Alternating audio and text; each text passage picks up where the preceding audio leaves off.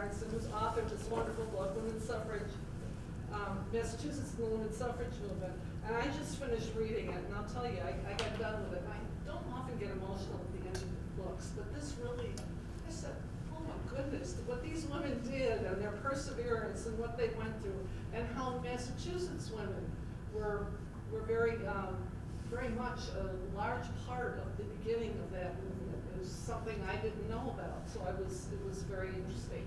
But anyway, I want to take a couple of minutes to talk about the League of Women Voters, and whose founding is intricately connected to the Woman Suffrage Movement. In fact, at the 50th convention of the National American Women Suffrage Association's, at their convention, which was 99 years ago in 1919, as the 19th Amendment process was in the process of being ratified, the president of the Suffrage Association, Carrie Chapman Catt, proposed the creation of a League of Women Voters to finish the fight and aid in the reconstruction of the nation. The League of Women Voters was formed within the National American Women's Suffrage Association and was composed of organizations in the states where suffrage had already been attained. The next year, in February 14, 1920, 6 months before the 19th Amendment to the Constitution was ratified, the League was formally organized in Chicago as the League of Women Voters. So next year is 100 years for the ratification of the 19th Amendment, women's right to vote, and the formation of the League of Women Voters. So a big year for all of us. Carrie Chapman Catt described the purpose of this new organization as follows. She said, the League of Women Voters is not to dissolve any present organization, but to unite all existing organizations of women who believe in its principles. It is not to lure women from partisanship, but to combine them in an effort for legislation which will protect coming movements which we cannot even foretell from suffering untoward conditions which have hindered for so long coming to legal suffrage. Are women of the United States big enough to see their opportunity? This was, as I say at the beginning, the first national president of the League of Women Voters was a lady named Maud Wood Park. I'm sure we're going to hear more about her this evening, who had steered the women's suffrage amendment through Congress in the last years before ratification. And she liked nothing better than the legislative work. From the beginning, it was apparent that the legislative goals of the League were not exclusively focused on women's issues, and that citizen education aimed at all the electorate was in order. And 3 months after the National League was founded, the League of Women Voters of Massachusetts was organized on May 27, 1920. Many Massachusetts League members have been part of the national suffrage movement. And right from the beginning, the League of Women Voters of Massachusetts studied issues, took action, and trying to influence legislation and improve our community. Today, the League of Women Voters of Massachusetts continues to be a respected, trusted voice for citizen participation and democracy. So, anyone interested in finding out more about the League of Women Voters, we have some information on the back table, and we'd love to expand our membership. And the League is not for women only. We do have men who are members of the League. Okay, so now we'll go back in time and learn about the beginnings that led to the League, the formation of the League, but most importantly led to women's right to vote. And so I'm happy, yes? I have a question. Do you have any information on the percentage of women in Chelmsford who vote in every election? No, I don't. So I'd be happy to introduce Barbara Berenson, who's the author of Massachusetts and the Women's Suffrage Movement, Revolutionary Reformers. She's also written Boston and Civil War, Hub of the Second Revolution, and Walking Tours of Civil War Boston, Hub of Abolitionism. She's co-editor of Breaking Barriers, the unfinished story of women lawyers and judges in Massachusetts. She earned her undergraduate degree from Harvard and a law degree from Harvard Law School, and works as a senior attorney at the Massachusetts Supreme Judicial Court. Am I have that right? Yes. Great. And she's on the boards of Boston by Foot and the Royal House and Slave Quarters. So given that, I'm very happy to introduce.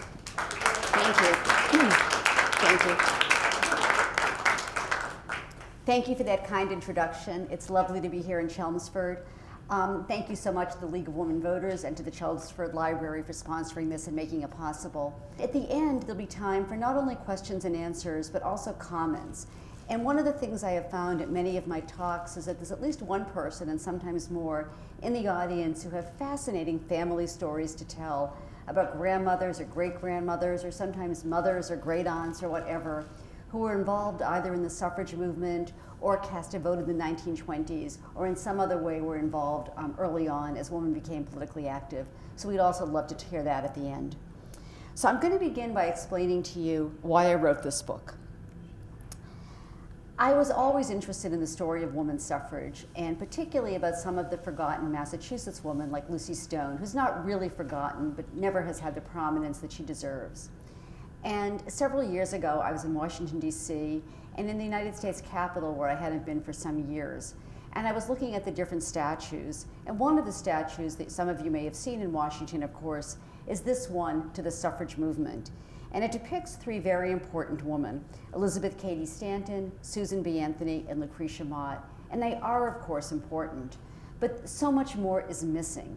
And missing in particular are people like Lucy Stone, Carrie Chapman Catt, Maud Wood Park, just to mention three names that have already come up. And so many of these women have close ties to Massachusetts that it motivated me to decide, in honor of the women's suffrage anniversary, the centennial, to focus on the story of the Massachusetts women's suffrage movement, both because it's an important state story, but because it's really a critical part of the national story. And one of the things you'll learn tonight is why that story is so little known, and it has to do with the politics of the women's suffrage movement, which is what we're going to be discussing.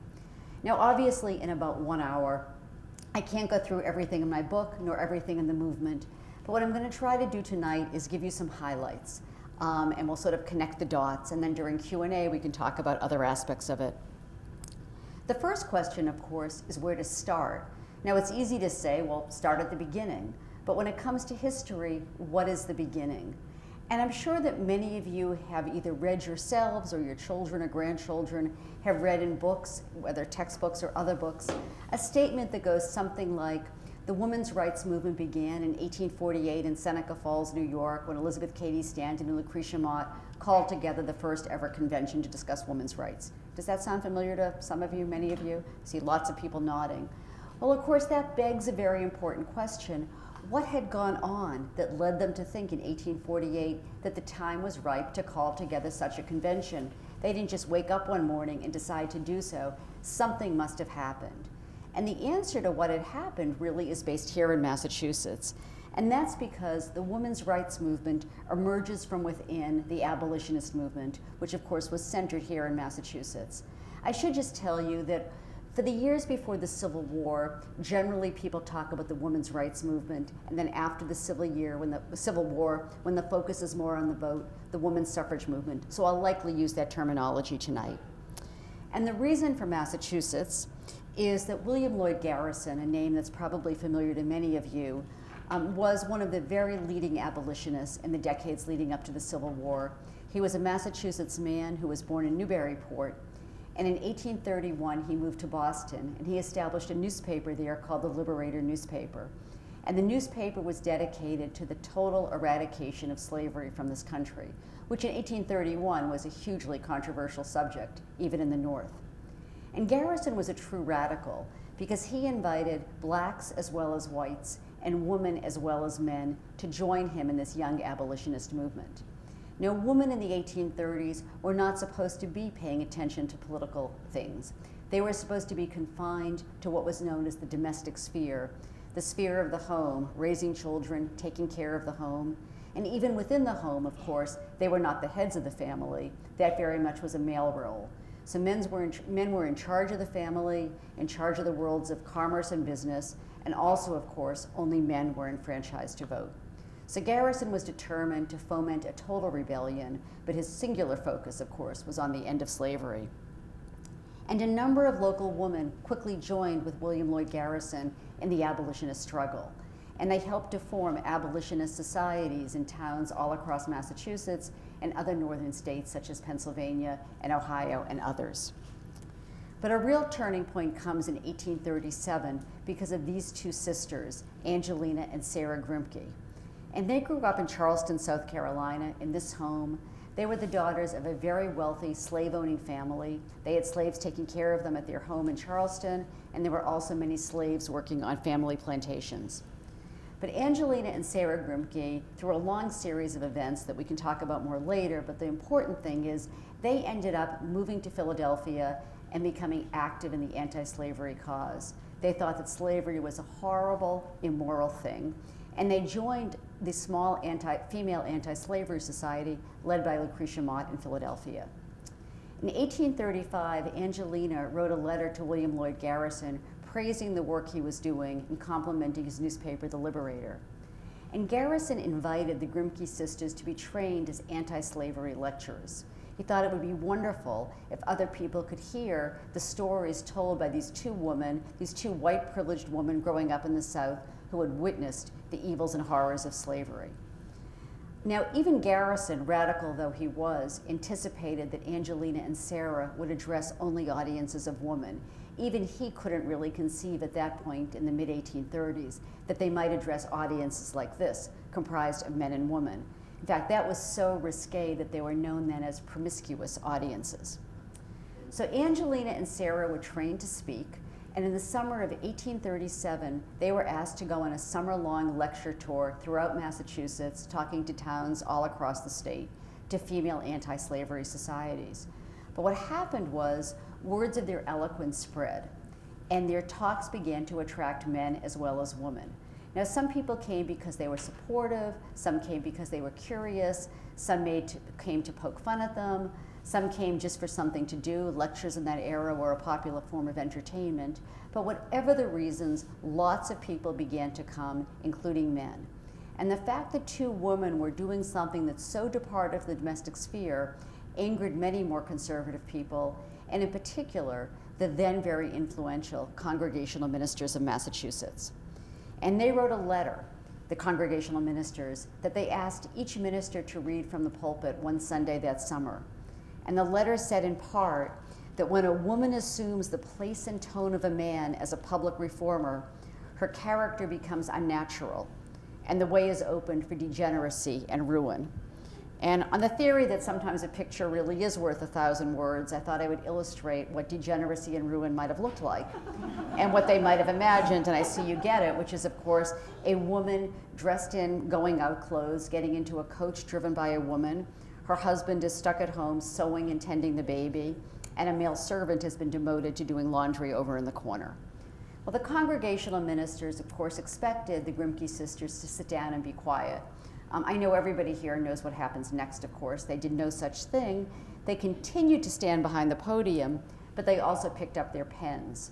And they wrote a series of public letters that were published in the abolitionist press, in which they both criticized slavery, and they also defended a woman's right to do so. And they said remarkable things in these letters. They're all available online. They're very fun to read. But I pulled out just a few salient quotes that I'll read to you. Sarah, for her part, said that there are few things which present greater obstacles to the improvement and elevation of woman to her appropriate sphere. Note that, not the domestic sphere, but her appropriate sphere, than laws which she has no voice in establishing. And Angelina, for her part, said in 1837, I contend that woman has just as much right to sit in solemn council in conventions, conferences, associations, and general assemblies as man, just as much right to sit in the presidential chair of the United States. Now, the work that the Grimkes began was followed up by a number of other women who spoke out against slavery. And I wish I could go and talk about all of them. They're all wonderful, but I had to pick and choose for tonight. Very important woman, also from Massachusetts, from Worcester County, Abby Kelly Foster. And she developed what she referred to as her bloody feet as she traveled near and far, preaching against the evils of slavery and defending a woman's right to do so. Another very important figure who arrives on the scene in the late 1840s, of course, is Lucy Stone. Also from Massachusetts, Worcester County. She was born in West Brookfield in 1818. She was a farm girl who had gone through school through age 16. She then became a rural school teacher, but she was desperate to continue her own education, and while teaching, she saved money slowly until by the early 1843, she was able to travel to Ohio and attend Oberlin College, which had opened as a new school that was dedicated to providing an equal education for men and women, and blacks and women as well as white men were all invited to enroll at Oberlin College. And while Lucy Stone was at Oberlin, she had the chance to hear from a number of prominent anti-slavery spokespersons, including, of course, William Lloyd Garrison, Abby Kelly Foster, and also Frederick Douglass, who had self-emancipated himself in the 1840s and emerged as a leading spokesperson for the abolitionist cause. And when Lucy Stone graduated in 1847, she became an agent or lecturer for the New England Anti-Slavery Society and began speaking out against slavery. But she broke new ground in 1847 because she began to also give entire separate lectures devoted to the subject of women's rights, the first person to do so. So that gives you some sense of what had gone on, what might have led to Seneca Falls 1 year later. And so now we're going to turn to the beginning of an organized women's suffrage movement. But here you'll hear in a moment, I'm going to argue to you that the real starting point was Worcester, again in 1850, rather than Seneca Falls. Seneca Falls was, of course, important. As I mentioned, Elizabeth Cady Stanton and Lucretia Mott called together this convention in 1848 in Seneca Falls. Elizabeth Cady Stanton had lived in Boston and been an abolitionist here for some years, but then she and her husband had moved to upstate New York. Lucretia Mott was still living in Philadelphia, but she went to upstate New York to visit her sister who lived there. And one summer afternoon in July of 1848, Mott, Stanton, Mott's sister, and two other women met together, and they talked about the new spirit in the air, the new sense of energy on behalf of women's rights, based on the lectures and so forth that had now gone on for 10 years. And they decided to give 10 days notice and call the first ever women's rights convention that was held in this abolitionist chapel, the Wesleyan Methodist Chapel in Seneca Falls. Before the convention began, Elizabeth Cady Stanton drafted a document called the Declaration of Sentiments, in which, using the American Declaration of Independence as a model, she set forth many of the injustices done to women and made claims for equal rights in many different aspects: the right to equal pay, the right to enter the professions, the right to equal education, and the right to vote. And 300 people, mostly women but some men, attended the Seneca Falls Convention in July 1848. So it was indeed significant. But it didn't start a movement, it was a one-time effort. And the question was how to then capitalize on it, how to follow up. And Stanton herself wrestled with this, and a couple of months later she writes in a letter to one of her abolitionist friends, "Do you not think we ought to have an agent to travel all over the country and lecture on the subject of women's rights? Lucy Stone, I think, might be engaged for this purpose." Now that didn't happen, but it certainly demonstrates to you how far and wide Lucy Stone's fame had already spread. But what did happen is, after the Seneca Falls Convention and two other local conventions, another one in New York and one in Ohio, Lucy Stone and Abby Kelly Foster and some of the other allies based in Massachusetts decided that they would hold what they called the first ever national women's rights convention. And they gave 6 months notice because they wanted to spread the word near and far. They called it national because they intended to invite sympathizers from all the northern states. Northern is important because in this era where slavery was such a divide between North and South, the South was very interested in defending conservatism, defending the institution of slavery, and certainly had no interest in a reform like women's rights. It's also significant that they called it the first National Women's Rights Convention, because even before it began, they were already thinking about having a second and a third and a fourth to start to build an ongoing movement.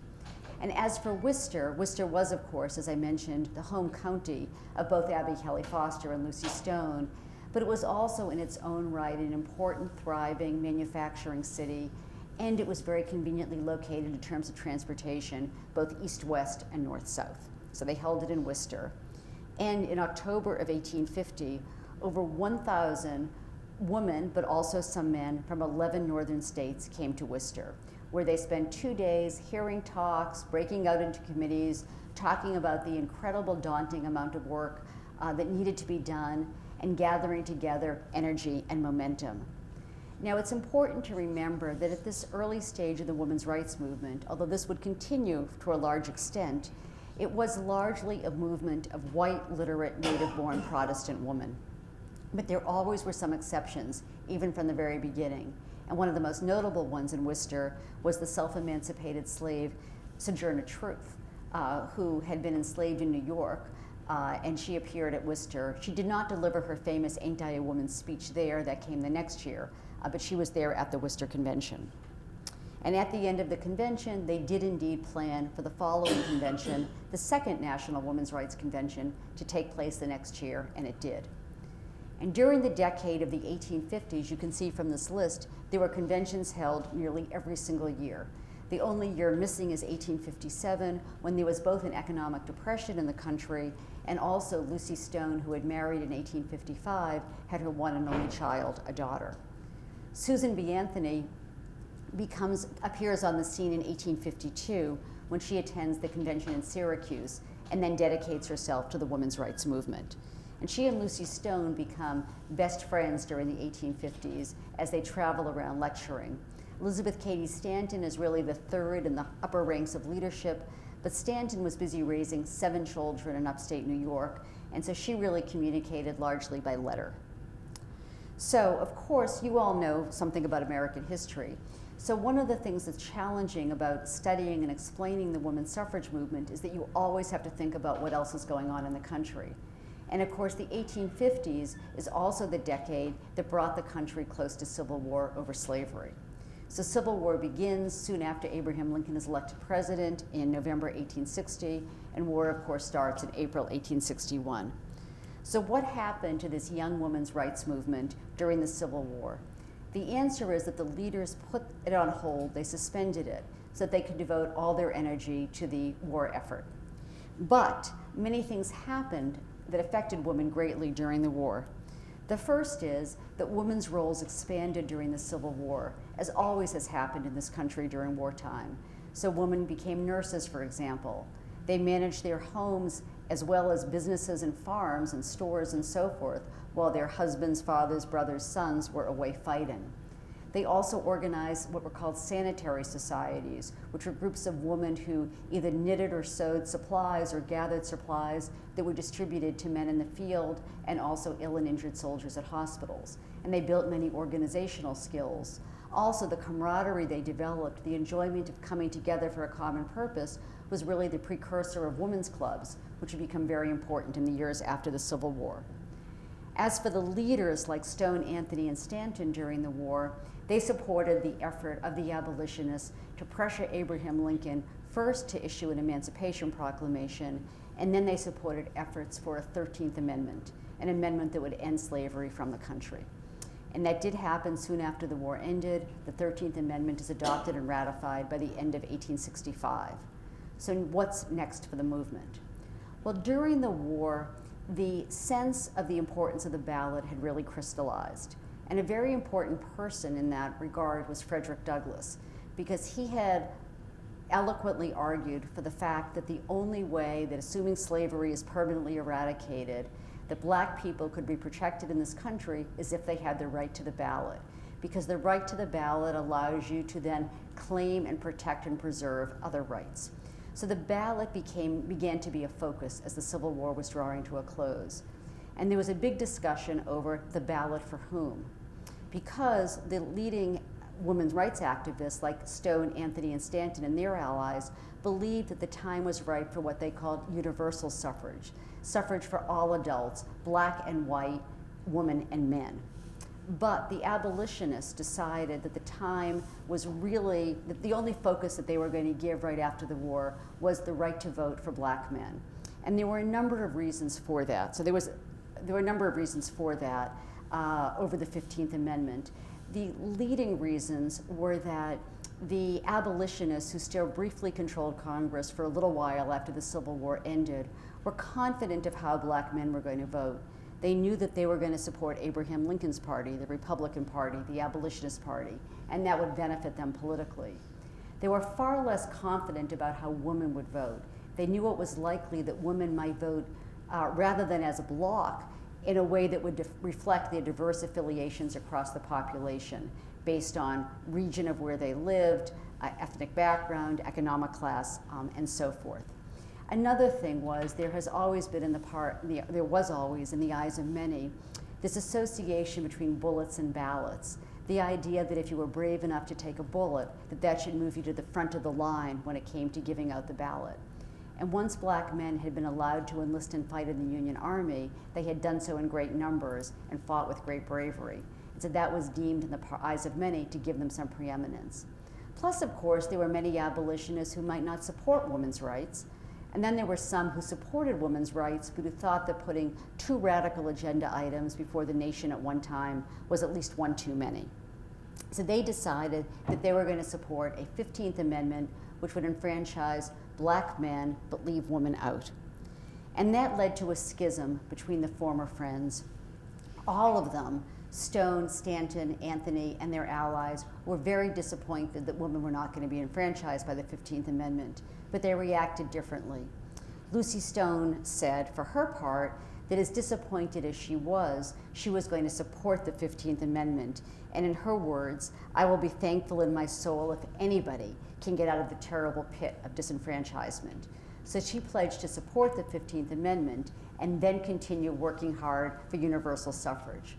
Stanton, for her part, and Anthony refused to support the 15th Amendment, and they did so in starkly racist terms. They said that they would not support men of other races making laws for the daughters, and of course they meant the white daughters, of Jefferson, Hancock, and Adams. And they used far more offensive racist language, some of which I quote in my book, but I didn't even feel comfortable putting up on a slide. And this led to a schism among these former Friends. Now, of course, these were women of iron wills, strong dispositions, and they could be rivals just as fiercely and devotedly as they had been friends. So the 15th Amendment was, of course, ratified and adopted to the Constitution. And on its heels, Anthony and Stanton formed one suffrage organization, and Stone formed a competing rival suffrage organization. So Anthony and Stanton formed an organization known as the National Woman Suffrage Association, based in New York. They began a newspaper that published for 2 years, and they pledged to work toward what they called the 16th Amendment. That's what they hoped it would be, a federal amendment enfranchising women. Lucy Stone established a competing organization called the American Woman Suffrage Association that was based here in Boston. She also began a newspaper, but it lasted for 50 years. It was published every single week from 1870 through when the 19th Amendment was ratified in 1920. She was inclusive. She welcomed blacks and men to join the organization.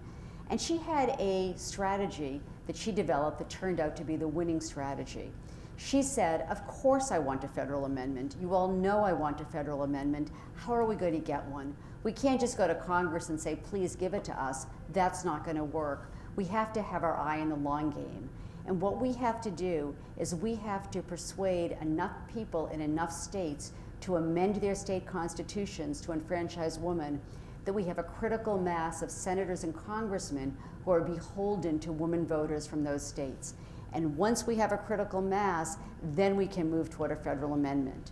So she wanted state campaigns not as an end result, but as a prerequisite to the ultimate struggle for a federal amendment. So Stone was a brilliant strategist who really understood that this was going to be a long haul, and it was going to involve a number of campaigns, some of which we're going to lose, but that this was the only way to guarantee final success. And as I will argue in a moment, her organization was the more vital of the two rival organizations during the 20 years when they both existed, before finally they were merged to form what Mary referred to earlier, the National American Woman Suffrage Association. Now my hope is, I know you're a well-informed audience, I hope that you've been sitting here saying to yourself something like this: if what I'm saying is true, why don't I know all this? Why don't I know so much about Lucy Stone, the Worcester Convention, the American Woman Suffrage Association, the Woman's Journal, and so forth? And the answer, of course, is that history is not necessarily what happened. History is the story we are told about what happened. And during the 20 years of rivalry, undoubtedly, the most important thing that Anthony and Stanton did was write the first 2 volumes of what would ultimately become a 6-volume work called The History of Women's Suffrage. And during these years of rivalry, the story they wrote was very one-sided. They basically wrote Lucy Stone and her allies out of the story.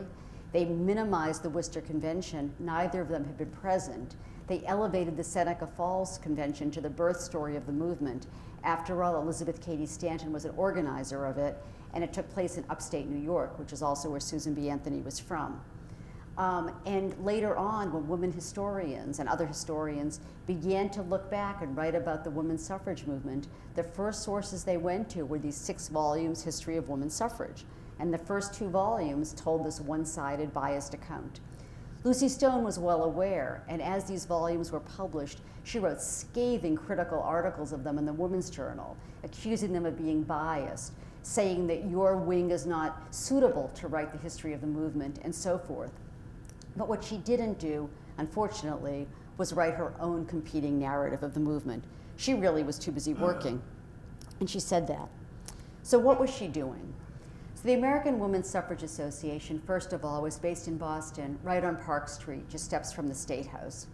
The first thing the American Women's Suffrage Association did was form state associations in every state that they could. So the MWSA stands for example, the Massachusetts Women's Suffrage Association, which was headed by Julia Ward Howe, who had become very famous during the Civil War when she had penned the lyrics to Battle Hymn of the Republic. But there were organizations like this established in states all across the northern United States and in any southern states where they could get any headway, although that was very difficult. This is where Lucy Stone and her husband and daughter lived in Dorchester. This is what the Woman's Journal newspaper looked like. Later on, the font gets bigger and cartoons start to emerge, but you really cannot overestimate the importance of this newspaper. I mean, this newspaper spread news of the suffrage movement in the era before telephones, before radios, near and far. It was also a communication vehicle for organizations. They would write letters to each other, they would talk about what they did, and others would follow suit. Absolutely critical. I mentioned to you that Lucy Stone invited blacks as well as men to join her organization. A number of black women did. Probably the most important one from Massachusetts is a woman named Josephine St. Pierre Ruffin, who had been an abolitionist, who not only joined these different organizations, but then formed the first association or club of black women called the Women's Era Club, complete, as you can see here, with its own newspaper.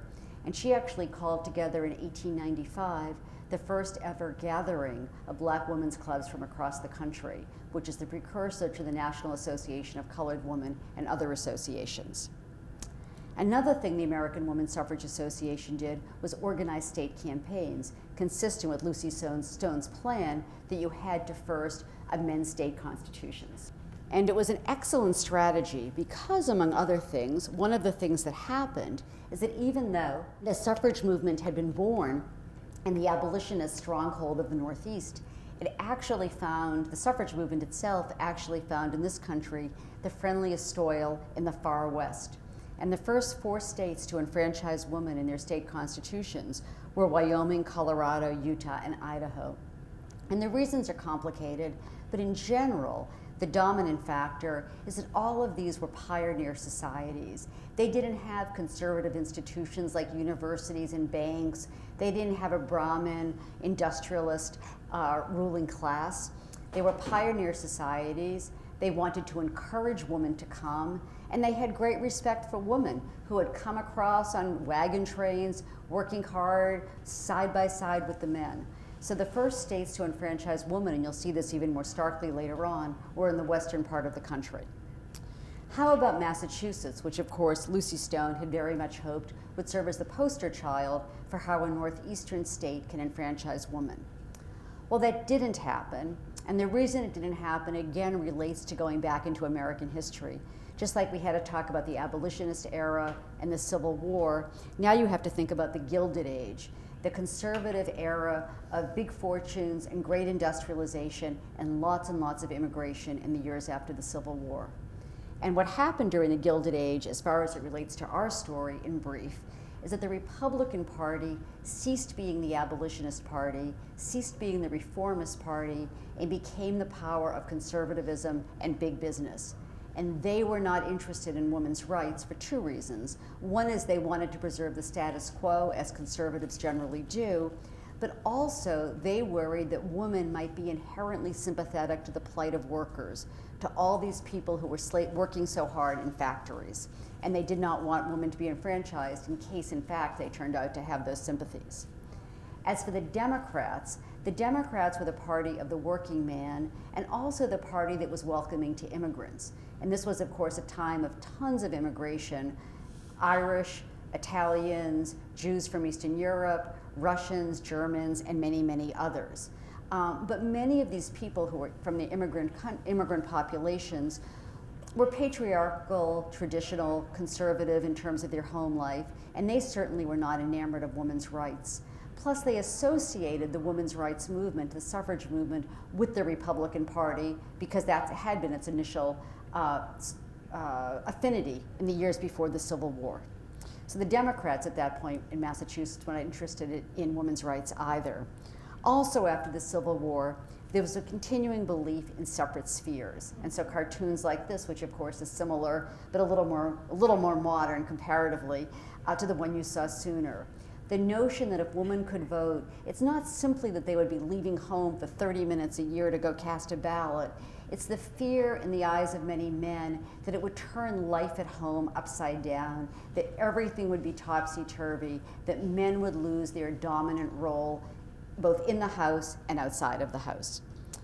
The Supreme Court, for its part, weighed in during these years after the Civil War, telling people in a case that denied a woman the right to practice law that the domestic sphere is that which properly belongs to the domain and functions of womanhood.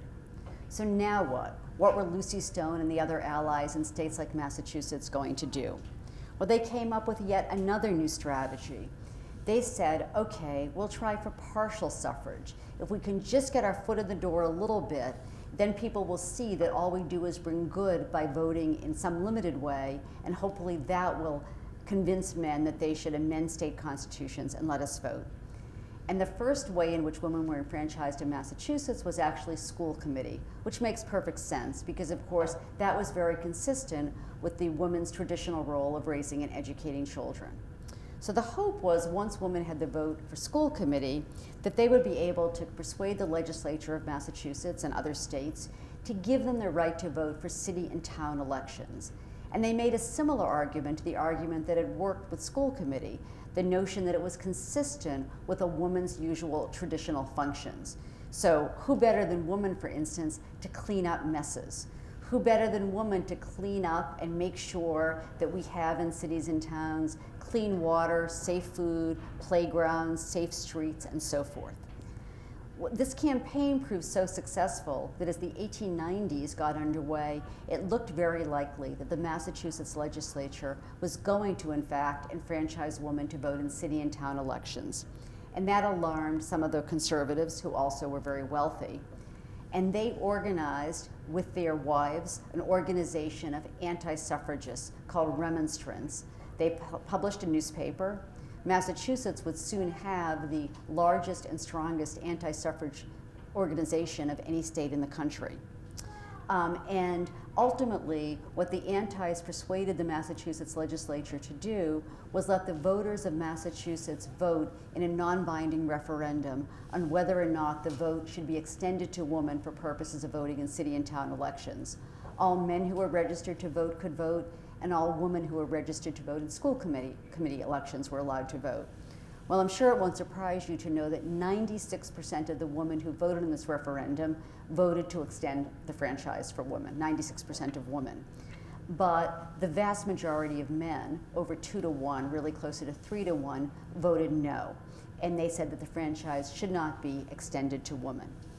And that set in a period often referred to as the doldrums, because not only was there this huge defeat in Massachusetts, the home of the American Woman Suffrage Association, but also there was a defeat the following year in California, and that brought to an end the recent string of victories in the West. Clearly, a new strategy was needed, new energy, a new restart.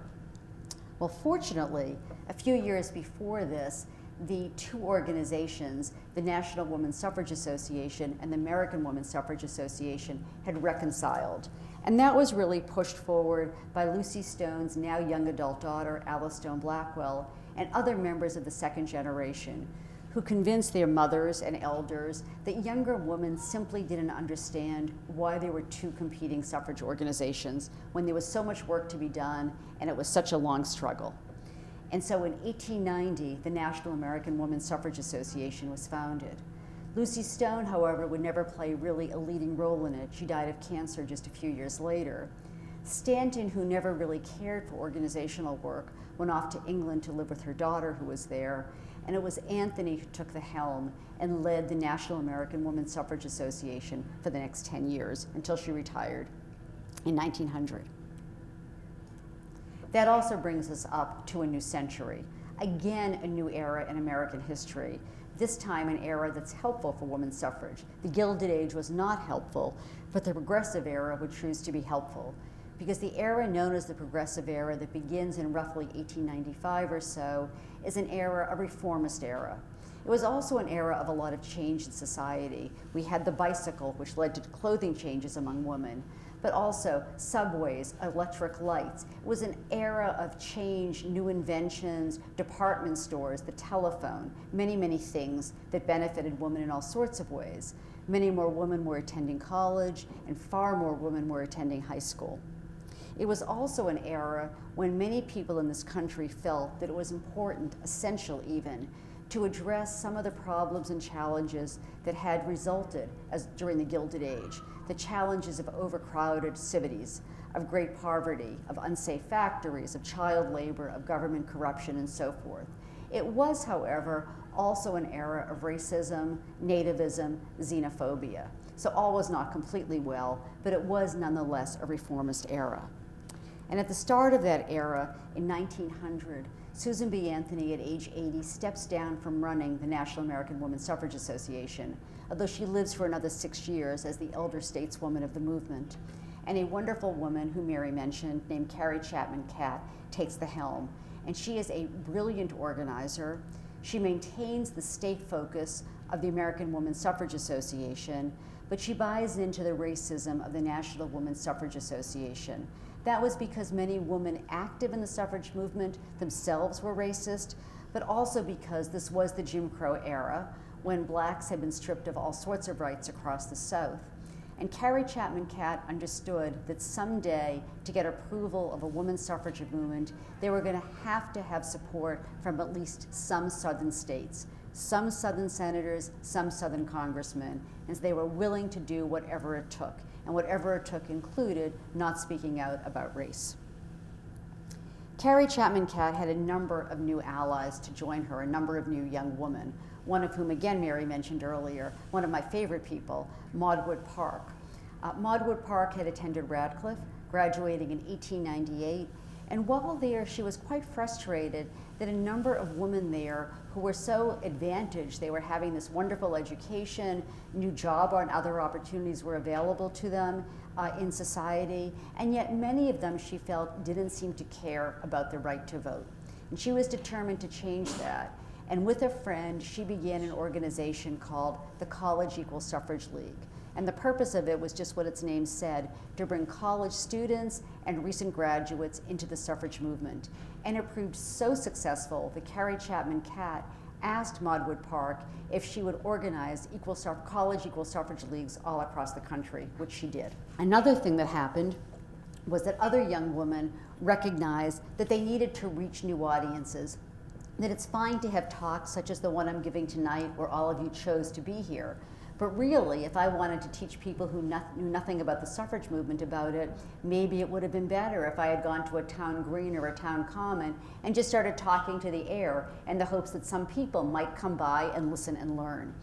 So Florence Luscombe was one of the people who pioneered what were called open air meetings, going outside factory gates, on street corners, in town greens, at beaches, wherever, and taking the movement, as she said, out of the parlor and into the streets to help spread the word.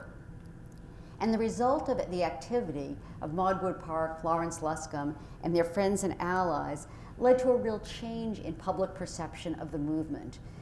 For years, the popular press had depicted suffragists like the figure on the left, as sort of masculinized, not particularly attractive, spinsterish-looking woman. And now, all of a sudden, the type had changed. It was women, these fashionable, young, energetic women. And when Maud Wood Park was away traveling, her friend with whom she had started the College Equal Suffrage League wrote in a letter to her that the movement, which when we got into it had about as much energy as a dying kitten, is now actually fashionable. I mean, a huge change. It also began to be a more diverse movement. It was still largely a white movement, but now many inroads were made with many other immigrant populations. And it was not an exclusively white movement. There were always African American suffragists, but it was very much a dominant white movement.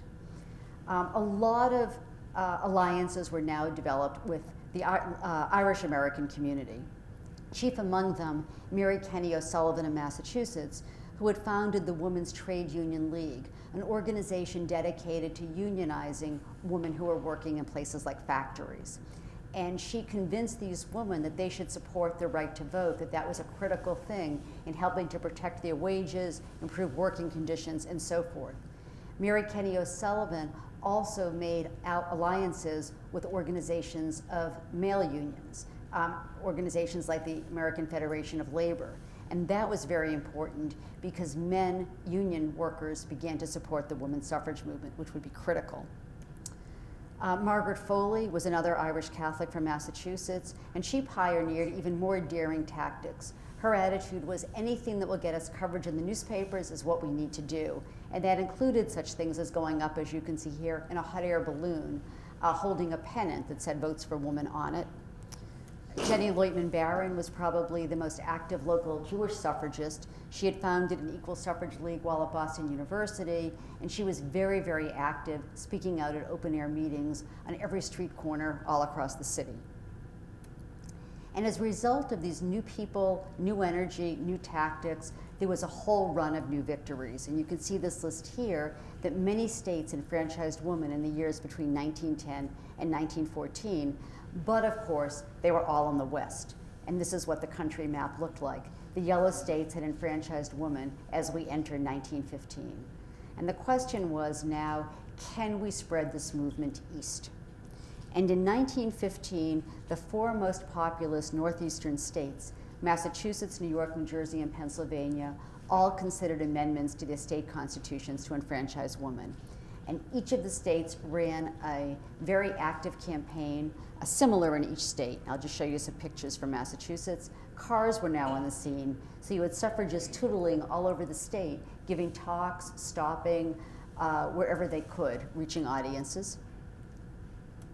They created creative things such as the fan on the left, which says, while watching the horse race, don't forget one half the human race. These Votes for Women bluebirds that you see here, 100,000 of them were plastered around the state. Parades were organized in cities and towns all across the state. And here, of course, the women are wearing white in this parade in Boston. This is right across from the State House. White was something suffragists often wore at parades. And that was because when suffragists first began parading, they were accused of being like night walkers, like prostitutes. And so one of the things they did was wear white to emphasize the seriousness and dignity with which they were operating. But the anti-suffragists had not gone away. They had campaign manuals advocating for how people who were opposed to women's suffrage, what they should do to make sure that the movement was defeated. And remember, of course, only men would be voting in 1915 in all of these states on whether or not to enfranchise women. The anti-suffragists also had many cartoons. This is just one example in which they were pointing out that down below are these lovely children on steps that say, "Love, children, marriage." And after this mother has obtained suffrage, all that she confronts is anxiety, strife, and loneliness. So what happened? Who knows? Did the woman of Massachusetts gain the vote in 1915? Anybody? No is correct. How about in the other states? Did the woman of New York, New Jersey, and/or Pennsylvania gain the vote in 1915? Anybody? The answer is no. Women's suffrage was defeated by men in all four of these northeastern states, but the largest margin of defeat was actually here in Massachusetts. So how, in the next 5 years, and for our purposes in about the next 5 or 7 minutes, do you go from these huge defeats in 1915 to victory just 5 years later? And the answer is that a number of things happened more or less simultaneously, which I will go through just in brief now, but of course in my book I go through them in much more detail. The first is that the National American Woman Suffrage Association changed strategies. Maud Wood Park says, we have won the West, we have now been defeated in the Northeast, we are never in the foreseeable future going to have victory in the South. It is now time to push for a federal amendment. We have all those senators, all those congressmen beholden to women voters. That will have to be enough. And she asked Maud Wood Park to come to Washington, D.C. and lead the lobbying effort for Congress. Maud Wood Park worked with many, many, many other women, but Maud Wood Park was the leader of now this organized lobbying effort in Washington, D.C. They would prove to be very effective. The second thing that happened is that some of the younger women in the National American Woman Suffrage Association were not content with what they viewed as the polite, patient persistence of their elders. And so women like Alice Paul, who might be familiar to you, who was a young woman who had gone to England, where she had been very influenced by the militant Women's Social and Political Union, a more militant suffrage organization in England. And when she came back to the United States, she demanded that the National American Woman Suffrage Association adopt a more militant stance, do things like picket and so forth. And that was not what Carrie Chapman Catt was willing to do. So Alice Paul broke off and formed a splinter party called the National Women's Party, which comprised at most about 5% of the members of the National American Woman Suffrage Association, but it was a 5% or so of women who were young and energetic and wanted to take action. Deeds, not words, was their cry. And so these are the people that did things like picket in front of the White House. And of course that brought a wave of public attention to the suffrage movement. Some of these women were then arrested for loitering, for blocking sidewalks, for various other things. When they were arrested and imprisoned, they demanded to be treated as political prisoners. And when that didn't happen, they went on hunger strikes. That led to their being force-fed, which led to a wave of public sympathy for them, since even many people who were opposed to women's suffrage really didn't like the idea of these women being arrested and force-fed. Additionally, World War I, which had begun in Europe in 1914, the United States entered in 1917. And that was important for a couple of different reasons. The first is, once again, like the Civil War, there were new and expanded roles for women. Women were what Woodrow Wilson would later call full partners in the war effort. Additionally, Woodrow Wilson had entered, or had brought the United States into World War I, pledging to make the world safe for democracy, with the US playing a leadership role. But by this point in time, and tonight I haven't had time to go into the international story, a number of European nations had already enfranchised women, and other European nations were working toward doing so. And Wilson knew that in order for him to make good on this pledge, that the US would become a leader in making the world safe for democracy, he needed to enfranchise women, and he needed this divisive issue put behind him. So even though for many, many years he had been an opponent of women's suffrage, he now changed his tune and supported it. And that led, after he endorsed it, the House of Representatives to pass the 19th Amendment, and in the Senate in October 1918, it was defeated by 2 votes. Now, of course, you know if this was in October, there's an election 1 month later. And so the suffragists needed to try to identify 2 senators who were up for re-election, who were vulnerable, and whose replacement would be somebody who would support women's suffrage. And there were 2 senators that they were able to identify that fit that bill, one from Delaware and one from Massachusetts. And the one from Massachusetts was Senator John Weeks, who was a former mayor of Newton, a conservative Republican. And the women suffragists from 1915 came back out and organized, with only about 6 weeks time frame, a campaign against John Weeks. And they organized it very, very effectively, because they didn't campaign against him only for not supporting women's suffrage, because of course that had lost just a few years earlier. Instead, what they did is they went to Washington and they conducted true opposition research. And they found out all these votes that conservative John Weeks had voted that were not consistent with what the majority of voters in Massachusetts wanted.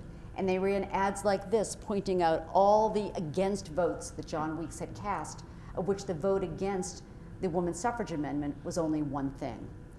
And really quite astoundingly and amazingly and wonderfully, Both Weeks and the senator from Delaware were defeated in November 1918.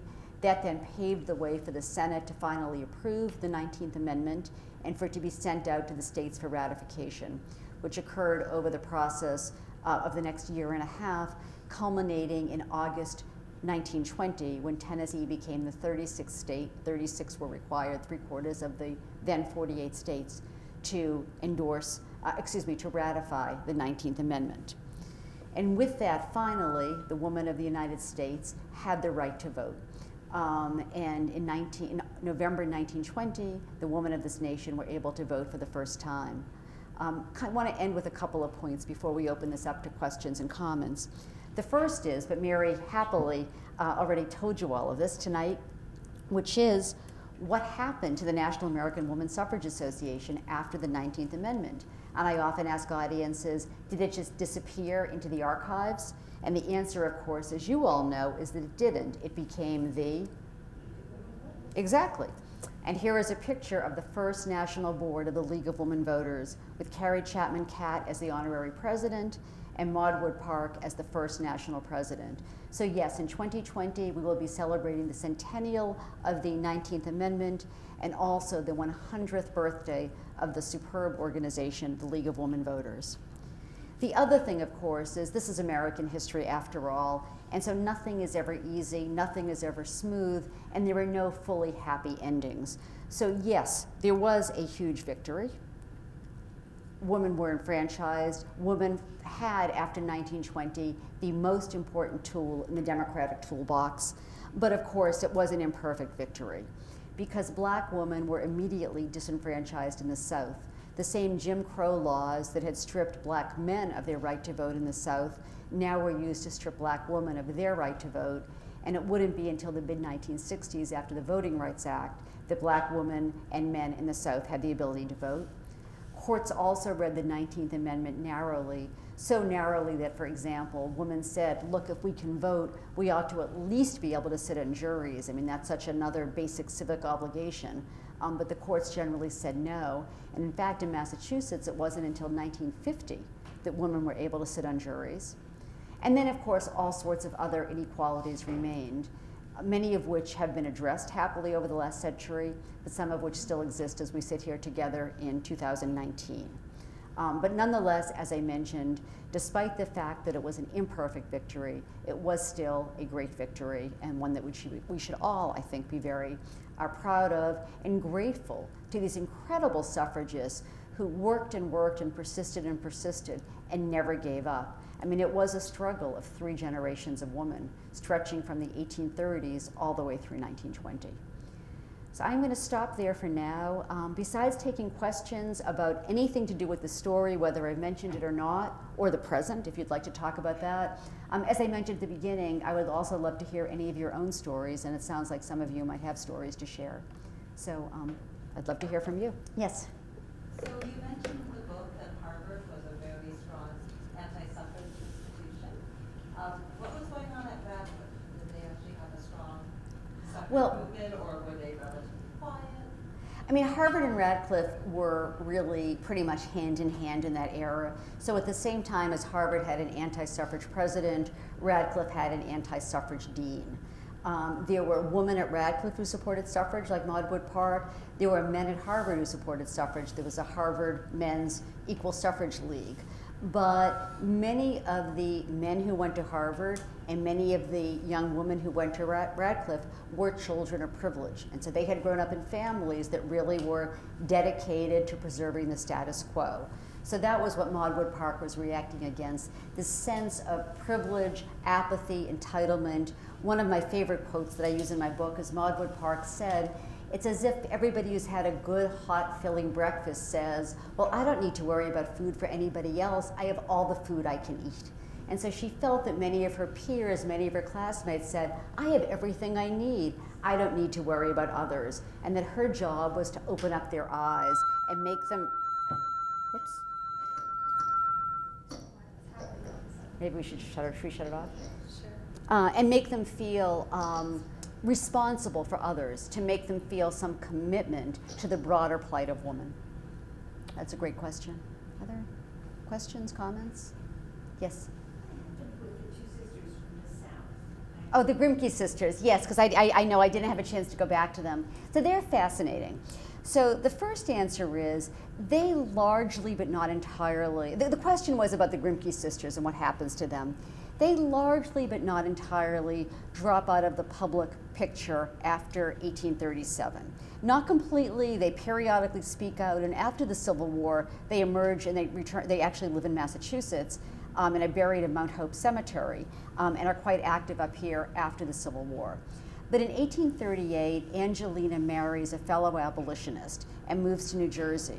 Her sister Sarah, who never marries, always lives with her sister and goes there also. Angelina has 3 children quite quickly and is busy raising her children. Sarah helps. They open a small school dedicated to educating the children of other abolitionists. And they continue to do quite a bit of writing, but they largely drop out of the public life. But Angelina made a very interesting statement about that later on, because she says, you know, some people criticize us and claim that we retired, but really, by showing that our activism didn't ruin us for domestic life, we are doing a great deal of good for women. And so she felt that the fact that she then married, had these 3 children, educated them, opened a school, continued to write, really was helping to advance the cause of women's rights. So I'm very glad you asked that. They are fascinating people. Yes? Prior to 1910, was the suffrage movement in the United Kingdom any influence on the American?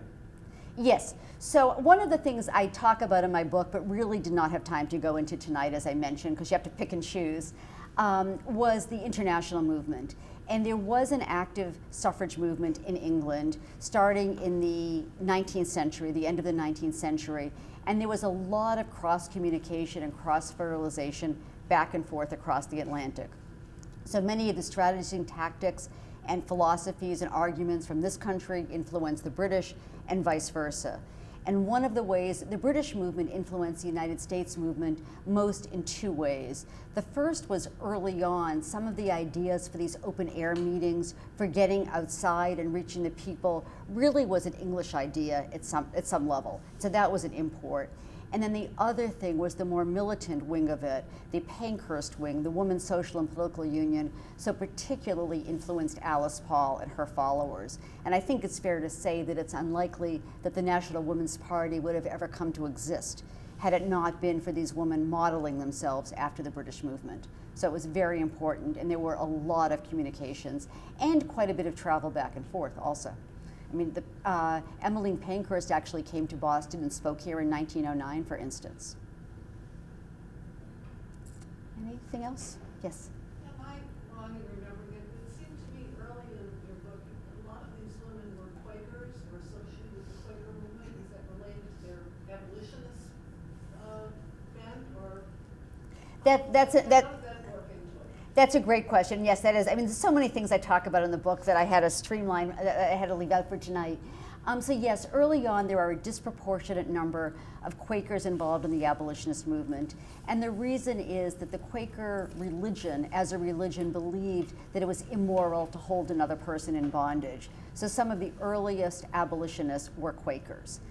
There were also particularly a liberal sect of Quakers, but Quakers quite generally believed that women should have the right to speak out in meetings and to express their own opinions. And then there was a liberal branch called the Hicksite movement that really believed that women should be treated fully equal as men when it came to the right to speak out and to have a leadership role in church business. So that very much influenced. Lucretia Mott was a Quaker also.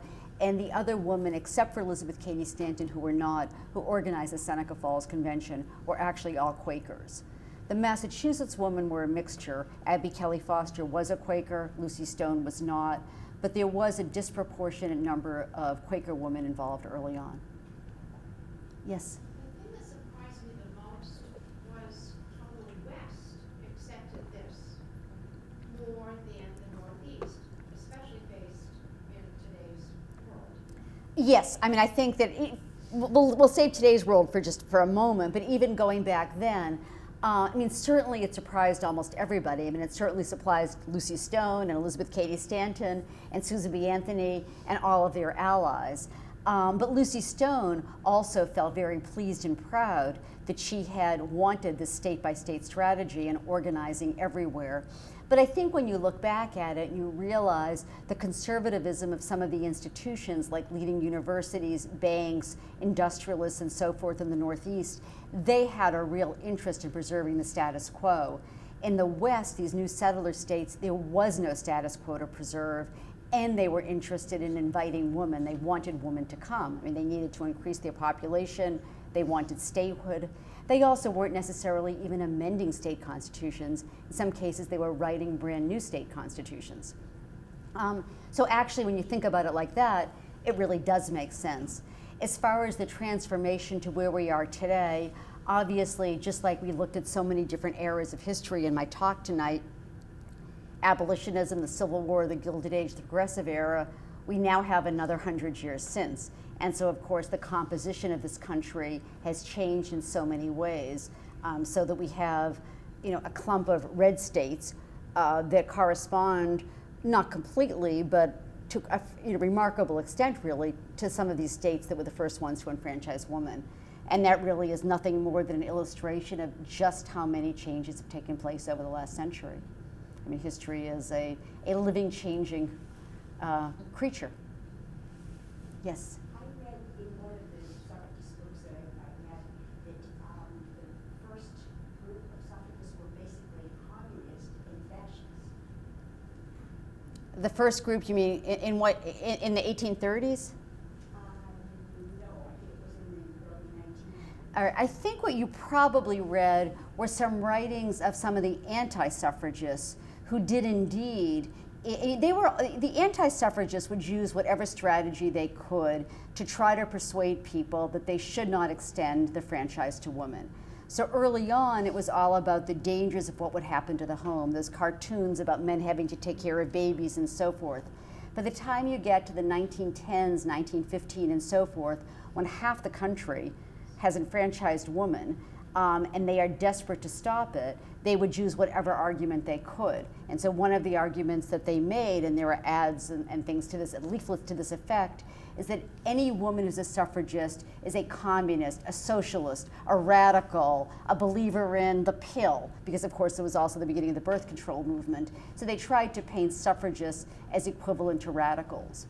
And one of the things that Carrie Chapman Catt was always doing, and part of the reason why she wanted to be, even though it frustrated people like Alice Paul so much, so calm, so reasonable, was always presenting the women's suffrage movement as a moderate, reasonable thing, that it wasn't going to be radicalism, it wasn't going to turn the world upside down. I mean, she just wanted to win. And she said that this is like a slowly moving glacier. It might take us a while, but we aren't going to pivot, we're not going to change the world, but we are a glacier, and we will ultimately mow down what's in our path and obtain the right to vote. So that is a really good question, because yes, that is a strategy that the antis used to paint any woman who supported suffrage as somehow a danger to American society. One more question, maybe? Yes? In your book, you address the conflict that emerged in the early part of the 20th century between the women's suffrage and the prohibitionists. I address it more when I talk about the 19th century, only because my book, because the publisher wanted a certain look and feel, I was limited to a certain number of pages. So the issue of alcohol is very important, and something I really didn't get to talk about much tonight, but I do quite a bit in the book. So the issue of the temperance movement, which was the initial movement, that was a movement to restrict alcohol. The prohibition movement is then a movement to prohibit alcohol. So early on, after the Civil War, there was an alliance between the temperance movement and the suffrage movement. And because many women who supported temperance wanted the right to vote, because they wanted to be able to restrict alcohol, because they were very concerned with how alcohol hurt women and hurt children, because it contributed to domestic violence, men drinking away paychecks, and various other things. And so that was in large part very good for the suffrage movement, because it brought a whole lot of women into the suffrage movement, but it also had a negative consequence, and that is it made the liquor industry become implacably opposed to the women's suffrage movement. So the liquor industry was a big financier of the anti-suffrage movement. When you move to the 20th century, that really continues, but now the focus is really on a prohibition amendment as opposed to simply on temperance. And the liquor industry poured money into defeating women's suffrage because they were afraid that if women were enfranchised, then the prohibition amendment would become law. But what ended up happening, which was ultimately good for the suffrage movement, is the Prohibition Amendment ended up becoming law before women were enfranchised. It was the 18th Amendment. And once the 18th Amendment had been adopted and ratified, the liquor industry stopped opposing women's suffrage. They might not have voted for it, but they stopped taking out ads against it. They stopped giving money to the anti-suffrage efforts. And so that was very important because it was one of the things that then allowed the women's suffrage movement to finally have a chance to succeed. So the two were intertwined and sort of going along in parallel for much of this history. Is there one final question or comment? All right, well, thank you so much. You've been a great audience.